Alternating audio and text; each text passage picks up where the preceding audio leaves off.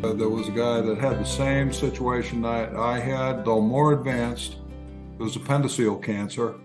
And I was connected with him through Friends for Life, which is a cancer connecting kind of group. And I told him that, yeah, I'd help him because he was facing everything that I was going to face. And so I started by talking to this guy on the phone, and I could tell he was just not in a good place. He was scared. He was facing what they call a a resection and HIPEC surgery, which is, they call it the mother of all surgeries. I've had it. Basically, you cut open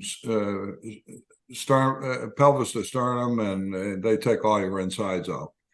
And if there's anything in there they don't like, they take it out, and they kind of put you back together and run 107 degree chemotherapy through your abdomen for an hour and a half, with nurses pushing on your abdomen to get it in every crack and crevice. And it's pretty intimidating when you think about it. Yeah. And I could tell he was really scared. And after a few minutes talking to him, I said, you know what, we just need to meet.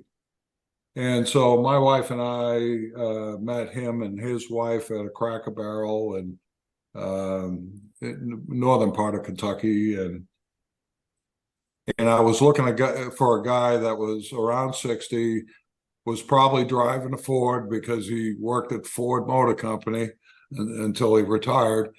And and I was looking for a couple. And so I see this couple drive in a Ford car, and it looked like it might be them. And so I was waiting by the front door. And so as he come in, I'm 6'4", so I'm pretty tall.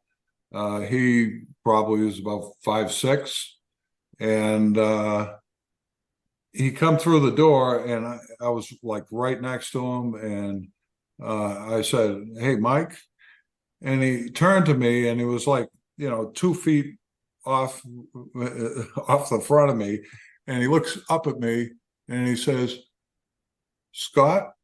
And I said, "Yeah, I'm Scott Laird."